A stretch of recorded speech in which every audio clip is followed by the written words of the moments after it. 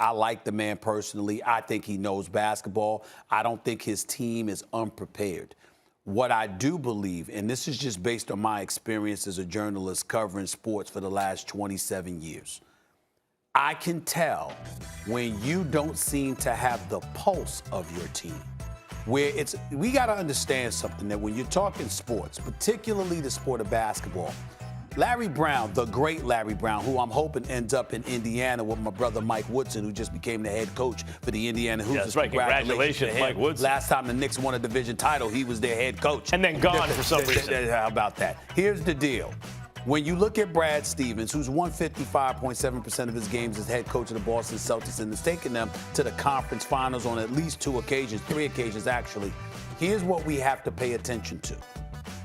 You look at players like Jason Tatum and Jaylen Brown, you know they ain't going anywhere. These brothers can play. And they only 22 and 24 respectively. They ain't going anywhere, okay? Kemba Walker, obviously his health has been compromised to some degree. There's something missing there right now. You could say the same with Marcus Smart to a lesser degree, but I don't know if that's an issue. When I look at the Boston Celtics and I look at Coach Stevens, there does come a point in time where, do they hear you? Are you able to peel, max potential out of them? Whatever they got inside of them, are you able to pull it out? There are times when you look at a coach and you say, X and O's, Y's, do you know what you're doing? Are you making the right decisions during game time, stuff like that? But I don't question any of that with Brad Stevens. What I see is a guy that's talking to the players, and the players are just not listening. They're not necessarily buying in. And that's what you have to pay attention to. They're going to do their jobs. They're going to be professional. There's not a shortage of effort or anything like that. But I'm talking about the kind of coach like Pat Riley. You hear the stories about Pat Riley. Pat Riley once dug his head underwater in a bucket, an ice bucket, and put his head under there. Everybody thought he was going to kill himself or whatever because of how long he stayed there. Damn near losing his breath and dug his head out of there. This is what it takes. This is the kind of adversity you got to pull yourself up. That's just one thing. There's several coaches who have won that find a way to do things. I have a question about what you're saying. So just for clarification. Sure.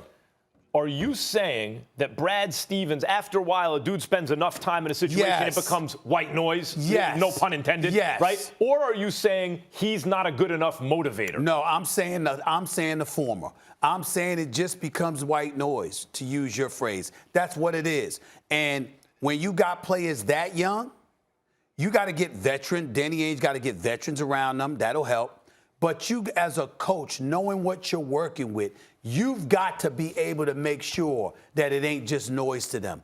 And Brad Stevens this year doesn't strike me to be that guy. So, again, I'm not advocating that the man not be a head coach, that he's not a worthy head coach in the NBA, that he wouldn't do a good job for a lot of different teams, because he's done a good job on Boston.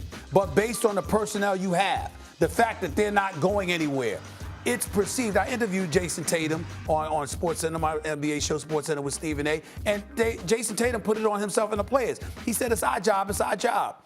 But the bottom line is, if you're the coach, what are you there for if you can't peel that out of them? And I don't see that in Brad Stevens. And that's why I think if things continue to go this way, Danny Ainge is going to need to move in a different direction.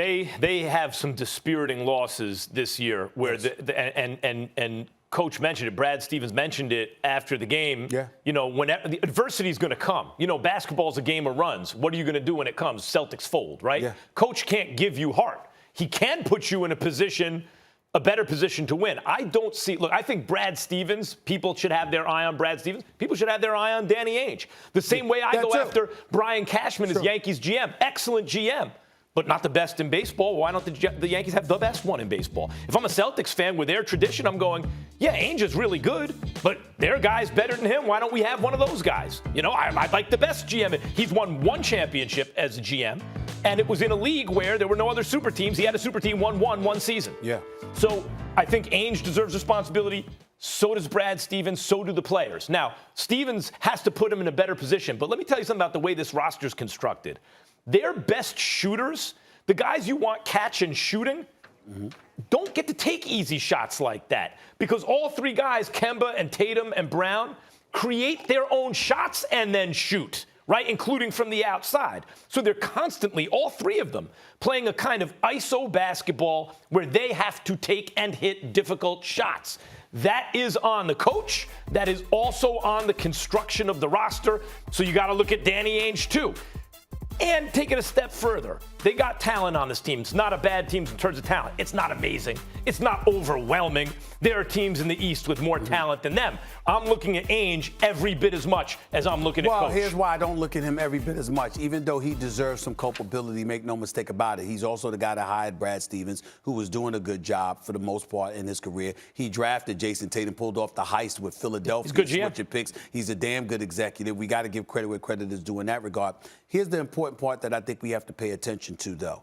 When you look at the players themselves, again, you've got young players. You got a coach. Remember, Pat Riley, Stan Van Gundy had taken the Miami Heat to the Eastern Conference Finals.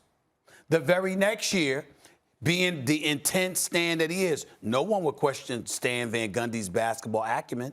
But Pat Riley looked at his personnel, Shaquille O'Neal, a young Dwayne Wade, Alonzo Mourning and those boys, and Pat Riley said, you got to go. I got to coach this team and coach them to the championship. Dwayne Wade, last 4 games against Dallas, averaging 37. Michael Jordan. I mean, it was unreal. But the point is, that's what you have to do sometimes. Not that that's the case here with this squad, because Pat Riley looked at this championship squad, knew he had enough. They just needed to have the right pulse, touched. In this case, that may not be the case with Boston. But in the end, when we look at Brad Stevens, it's your job as a coach to make sure you got the pulse of your team.